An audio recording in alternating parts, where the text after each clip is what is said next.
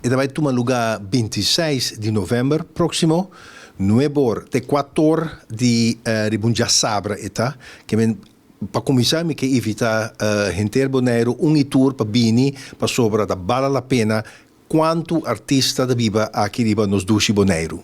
Quello che ti tratta è informe che ottiene aqui, che è intenzione, che è idea tras di organizzare un podium per nos artisti.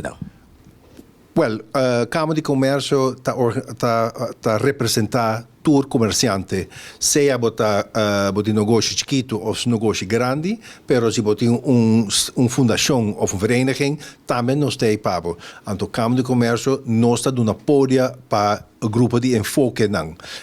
Então, aqui nós volve dando atenção para os artistas não, para nós mira que ano passado que artista não tabatatei não tá conhecer outro, não tá saco, não tá viva na boneiro, que me denha esse nossa mira que tem cohesi de artista aqui na boneiro, que me esse tá promete a meta de Câmara de Comércio para 13 grupo de enfoque aqui junto. Además que nós que dona na oportunidade para expor, para vender, pero também para evitar o pueblo de Bonaire para pinguac com talento, hobby talento aqui para Bonaire tini.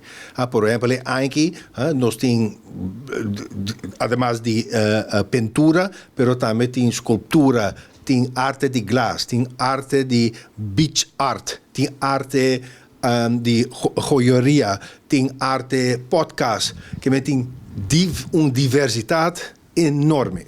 Di che quantità di artista non sta papia di Giaghi? E anche nós bolbe manda mensagem for anto e anche 37 a aplicar para bini exposi nang obra.